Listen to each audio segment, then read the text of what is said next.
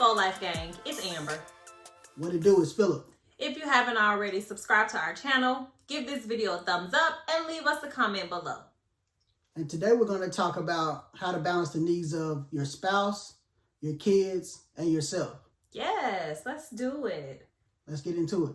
Okay, before we get into it, so I got water instead of my normal mimosa because we're on a fast. And I'm glad we're doing a fast. It's definitely needed, but I really am missing my mimosa. So you needed a break. I had to put it in a glass like I was drinking a little something. Make me think I was. Oh my goodness. So, anywho. All right. So this is an interesting topic. I think so for definite. And the reason why I think it's so interesting is because it's something that we are trying to get to where we're in a groove with. Right. Because it's something that I think we struggle with a lot. Definitely. I know, for me at least, I struggle with putting the needs of myself. Oh, absolutely. And I think that I'm pretty decent at like catering to the needs of you and catering to the needs of the kids. They're so little. So, I mean, right now they just need time, attention, and just the basic stuff and teach them things. So right now I think it's kind of easy to cater to their needs. I think that I do a good job of catering to your needs when I know what they are. There are times where I know you don't tell me if you need something. Mm-hmm. So I have to figure it out. And it may take me a little second to figure out, hey, he needs more of this. If you even show me that you need it. Mm-hmm. So I think I'm maybe like 65-35 in catering to your needs. Yeah. And then in the area of myself, I'm literally at probably like a 20%, maybe 30. And I'll even give myself that just because of this whole quarantine situation has really forced me to say, hey, you got to take some time for yourself or you're literally going to burn out and everybody is at home and you have no way to even cope with that while everybody's at home all day. Yeah. So what's your scorecard? Well, I think that before I say what I think, I do think that you're not alone in being the wives are mainly the ones that always put the husband and the kids first. Come on! I mean, it's the truth. It is, but why? I mean, because the wives want to make sure that everybody is happy. So the husband don't? Hold on. I haven't said my piece yet. Okay.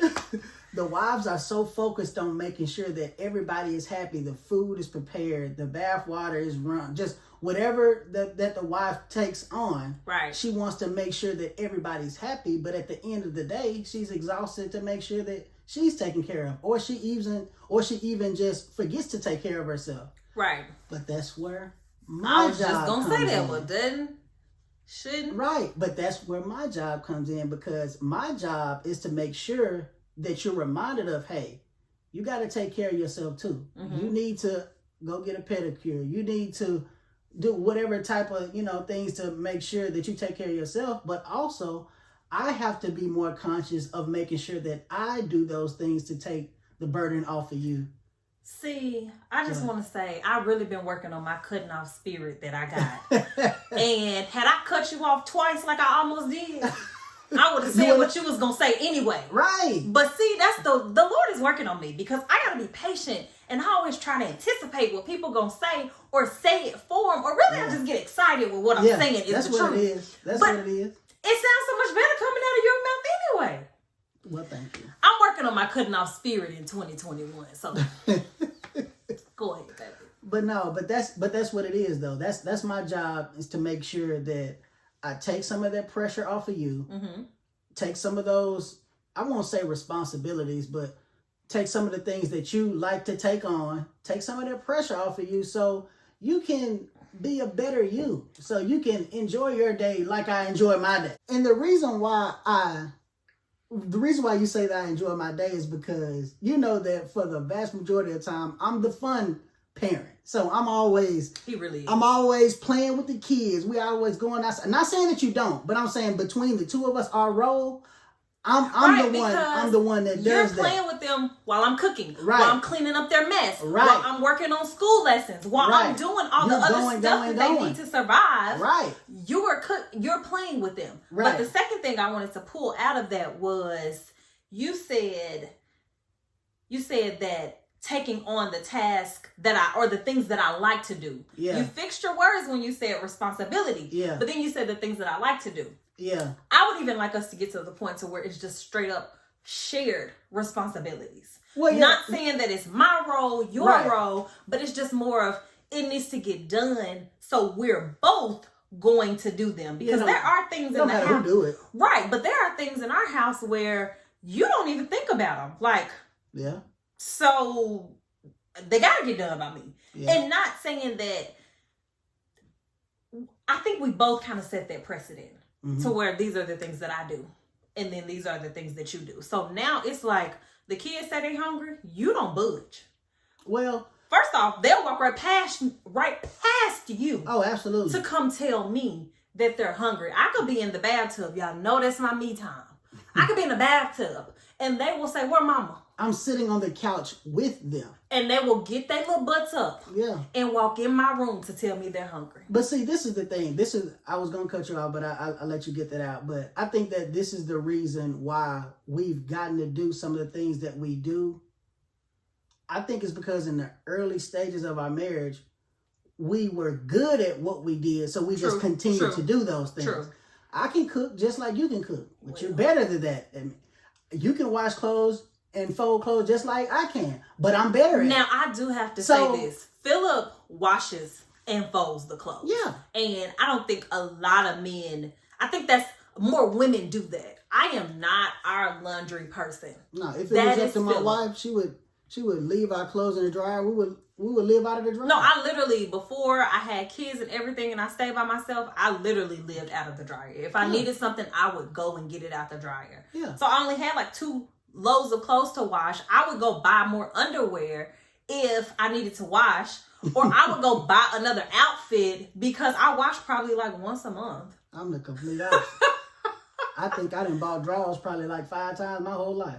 See, and no, pre-kids, that was not me. Post-kids, I don't really take care of things I should for myself, but pre-kids, that was definitely not me.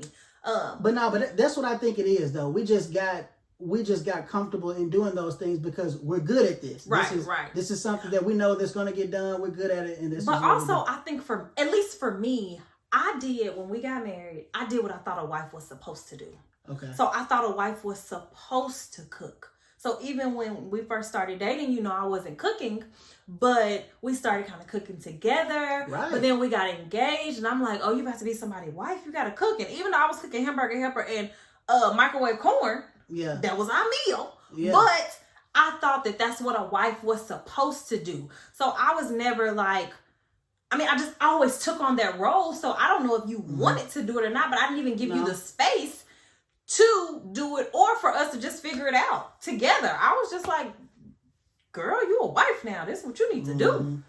Yeah, I can see that. And then when we had kids, I was so protective. And if you know my personality, like, that makes sense. But I was so protective that I wanted to do everything when it came to our child.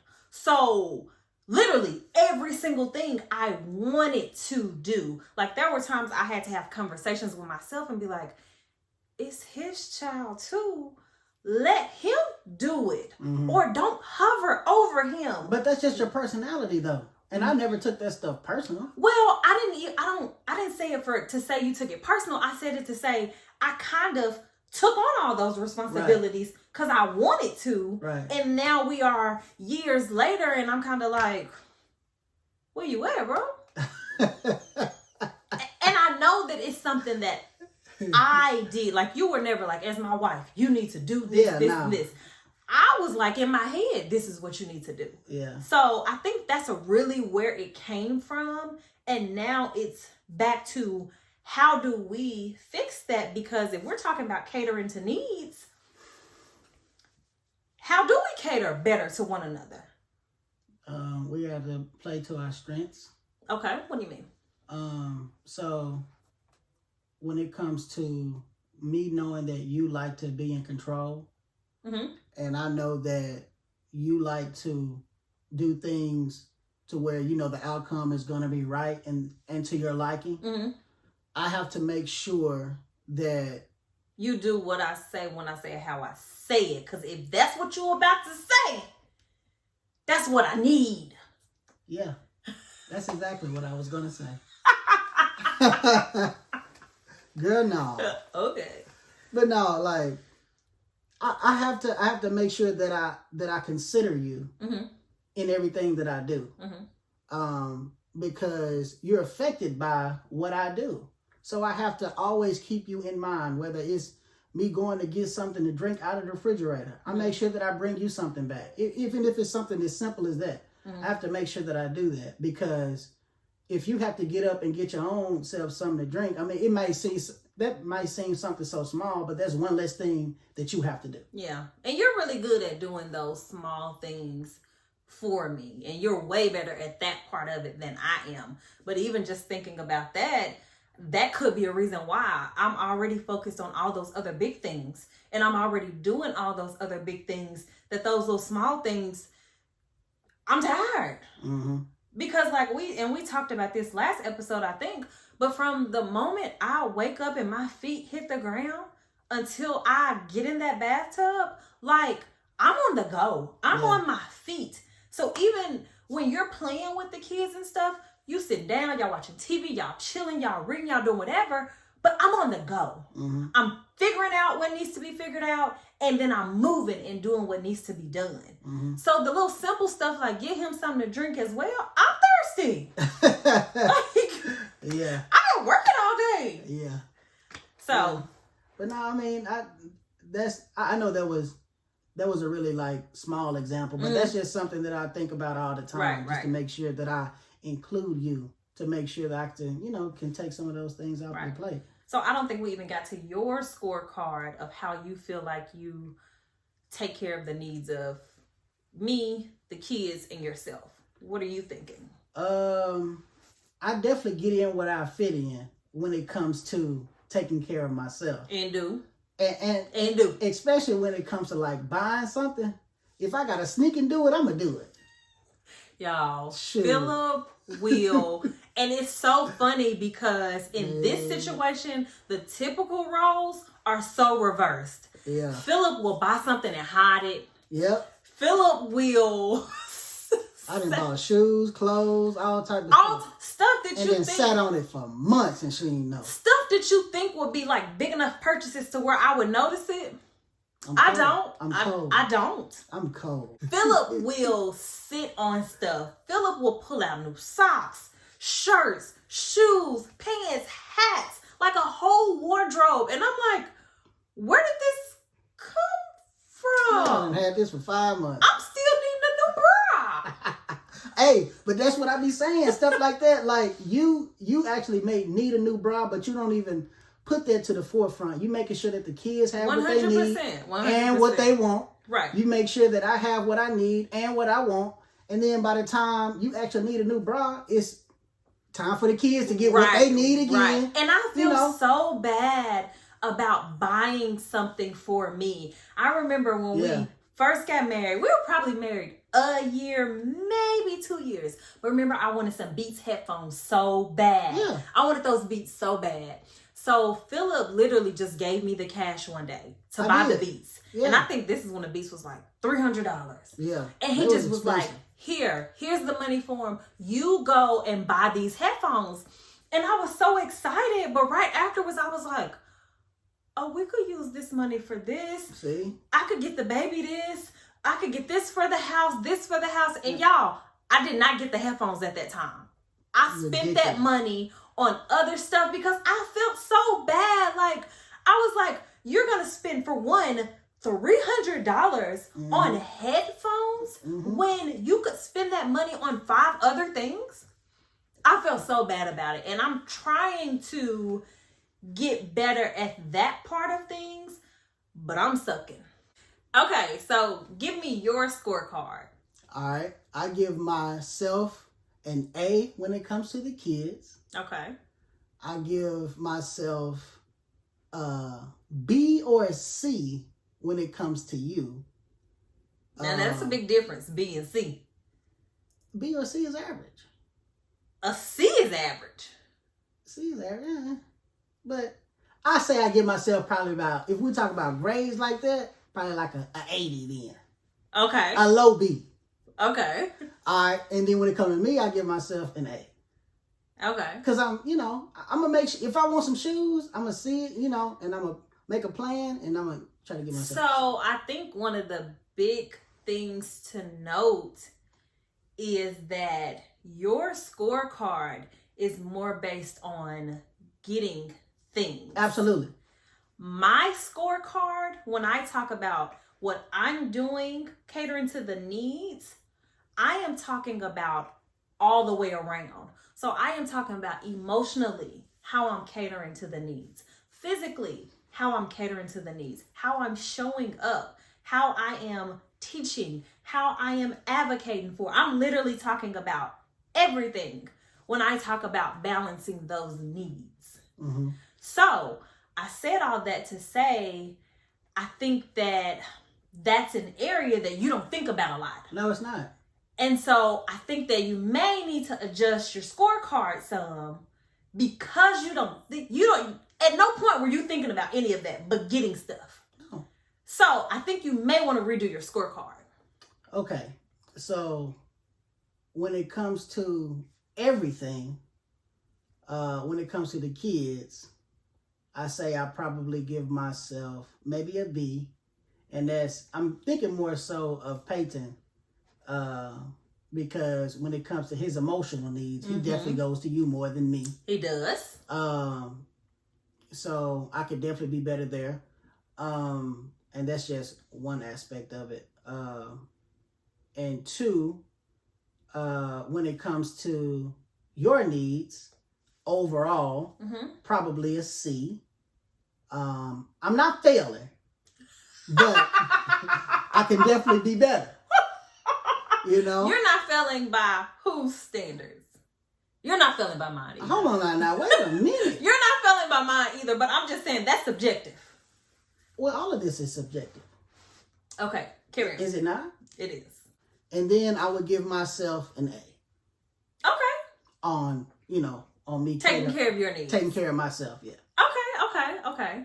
So now we kind of have like a gauge, or they have a gauge of what we are doing and how do we get better from here? How do we increase those scores?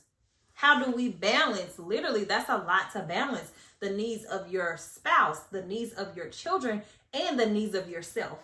How do we do that? Yeah, without lacking pretty much from ourselves. Because I know for me, the more I pour into you and the kids, that's less that I have for me. Mm-hmm. So how do we figure out that balance? Well, I think it just depends on what works for that individual. So for you? So for me, what I need to do is I need to keep something in my phone to help me remember that what we've talked about and what we've discussed on the needs that I need to meet with you, I need to put that down either in my phone or somewhere to where I go all the time to where I can see that, to where, all right, I need to do better in this area. And when it comes with the kids, like the stuff that we talk about with them or whatever my shortcomings are, something, if I see it, if I write it down, then it'll help me to remember it the next time it comes up. Right. For somebody else, it might be different. So that's just what I was thinking. So for me, writing stuff down helps.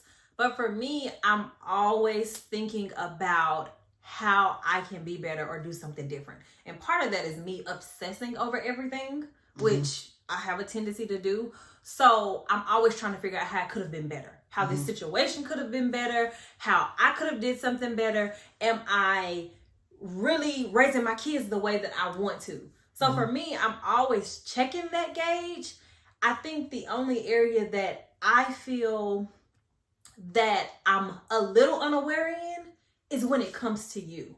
And not a lot unaware, but there are some times that you may need something and I literally just don't know because I didn't pick up on it from your reaction or your response to something, or you just didn't say it. So I think that's the only, and I don't think it's often, but I think that's the area where I could probably just be a little better at catering more to your needs. But I guess it's kind of like I need to know. I guess it just depends on what it is, because I'm not gonna hold that over your head. Like, Right.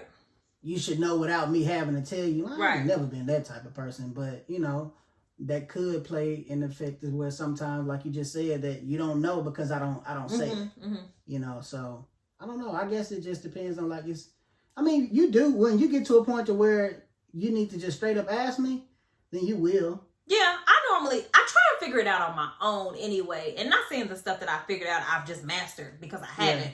But I try and figure it out on my own. But when I'm like stumped, or if I just kind of get a little vibe from you to where you may be a little extra annoyed, or just something is a little off, or you need a little more personal time, I'm just kind of like, all right, I think there's something that I don't know.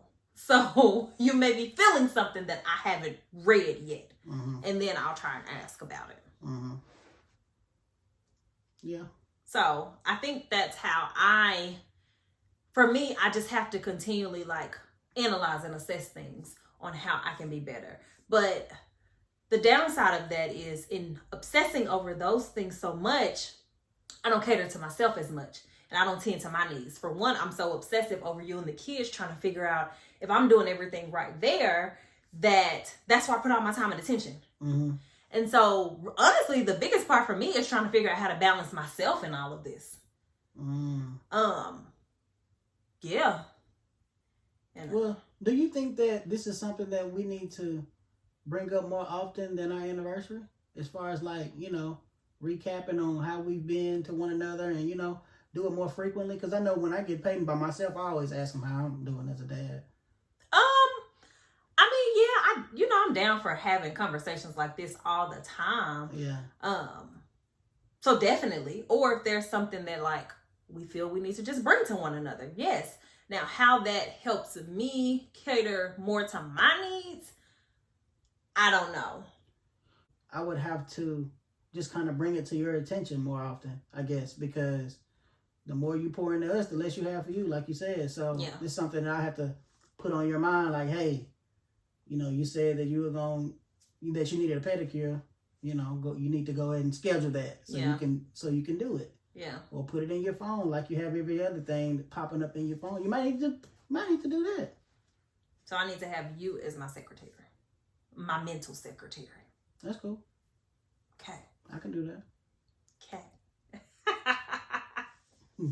So for you, how do you think that you can balance better? Because you scored yourself really high with you and the kids, which I definitely agree with. Yeah. But then you went kind of C-ish for me. And just the C-ish is because of the overall thing. Right. Like, you do a way better job than me in the overall thing, because it's constantly on your mind. That's what you're driven to do. One of the big things, I think, maybe if I take a meal off of you, that'll probably help out probably the most. I think so, because then it also gives me that time. For one, it's something that I don't have to think about. And then for two, it gives me a moment to breathe and to probably do something else that needs to be done, or take a moment for myself. So I definitely think that would help. Yeah, I think so. Yeah, let's work on it. I don't know about dinner though. I was thinking breakfast. I can handle breakfast. You're solid in breakfast. I can handle breakfast. Yeah, my boo is really good at breakfast, and I make the best omelet you've ever had in your life. He does. He makes a really good omelet, and the other day before the fast, he made me an omelet. You cut up me some strawberries, you had me a mimosa, and you had me some cream cheese toast. It was a really good breakfast, and I was so proud of you because you also did it with the kids. So I really had a moment to myself. Loved it, boo. Loved it. Okay, so pretty much to recap how we're balancing the needs of our spouse, our kids, and ourselves.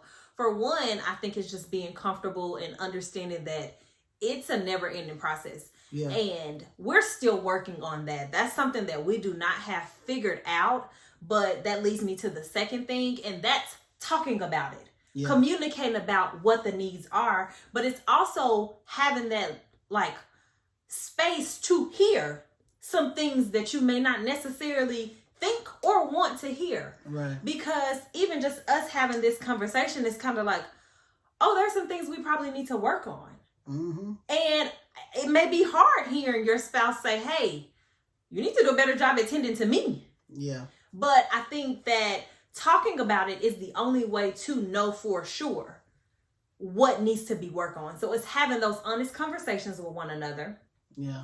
And then also giving yourself grace in time and giving your partner grace as well in working on those things. Like, it doesn't happen overnight. So even the things that we talked about, I'm not expecting you to wake up in the morning and all of a sudden I'm all good. Right. So, I'm just perfect now. right. So it's giving yourself that grace to work on it and even having the conversation again if needed. One thing that we just realized is we always kind of recap our marriage on our anniversary. We probably need to do it a little more than just once a year. Yeah. So it's adjusting how you need to, but coming back to that conversation of how do we balance that? And then I'm going to say this part, just speaking to whomever else, which is probably is the woman who is not caring for herself as much. One thing that I have been learning is that you have to give yourself some time. Take care of yourself, boo. You have to. Like, when I take my bath now, at first I always waited until the kids were asleep before I got in the tub. Not now. Now it can be 3:00 and I may just need a break. I'm overwhelmed. I'm overloaded. I just need to sit down, whatever it is. I will go in that bathroom. I will lock these doors, and I don't even care what's going on out there. He capable. He can tend to them. So even if I got an hour and a half bath, I need that moment. And at first I wouldn't dare do that for myself. Yeah. But now I'm like, girl, it's necessary. Yeah. You gotta take care of yourself if you're gonna continue to take care of them. It'd be a circus out in that living room, and she just be. And that's not my concern. Just be chilling. That's not my concern.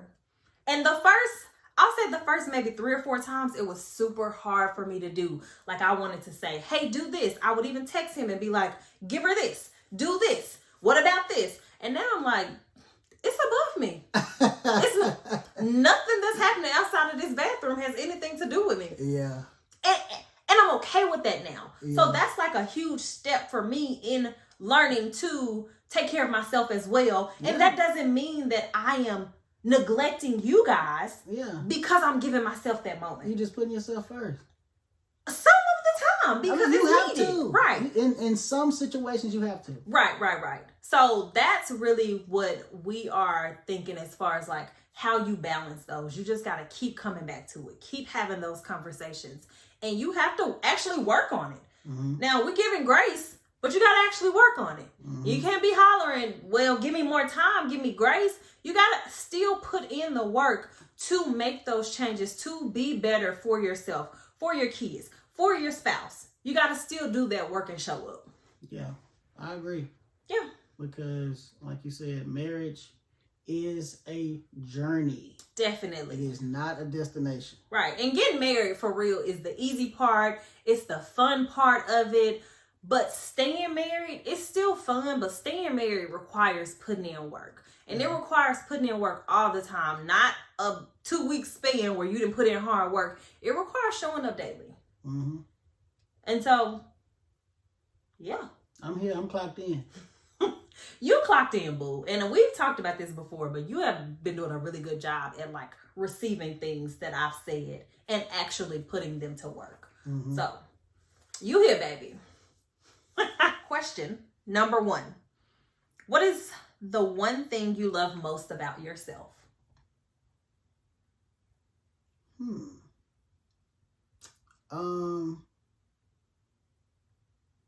I say my memory. Okay. You do have a good memory. I think I have a really good memory. I think I like that most about myself. I would say that. That's a good one. I don't forget nothing. Unless it's something that I told him. Then all of a sudden you done forgot. I don't know what you're talking about. I'm sure you don't.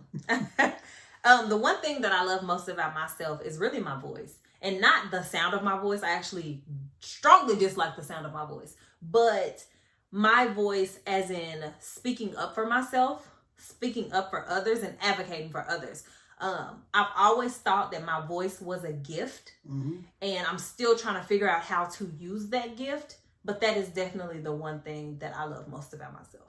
That's something that was instilled in you as a child by both your parents. It was indeed. It was indeed. Number 2, Mexican or Chinese food? Come on now. I knew the answer, but come on now. Sorry, that was kind of racist. Sorry, but Mexican for sure. I don't eat cat, dog, none of that. That was just as racist. Well, y'all know what I'm talking about. Mexican food. I'm gonna take Mexican for the win as well.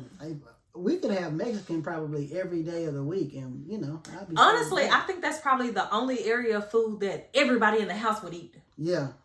Cause the kids will eat the cheese dip. Yeah. Now that's all they're gonna eat is the cheese dip. Well, queso, but right. they think it's cheese dip. It's the queso, but yeah, we could eat that. Yeah, every day. That's gonna be an after this fast meal. Oh, for sure. Yes. Okay. Number 3. What do you like to do when you're alone? Listen to music. Yeah. That's it. That's it. Listen to music. Okay. I like to think, and she can't stop thinking. I just thought about how sad that was gonna sound right before I said it. But you just think all the time. I get my best thinking done when I'm by myself, driving in the car, in the tub. Like, I be figuring stuff out. So that's what I like to do when I'm alone. Maybe I need to find a better hobby. Just sit up and think. Okay, number 4, Chris Brown or Usher? Usher, baby. Come on, man. And we already talked about this a little bit. Usher, baby. U-S-H-E-R. Come on now. And I'm going Chris Brown. You crazy. All the way. I will pick Chris Brown over anybody. This is ridiculous. Except for my sis Beyonce. He is awesome, but he ain't no Usher. He's not. He's not Usher. But that's who I'm picking. Usher. Last question. All right. What is your favorite part about being a parent?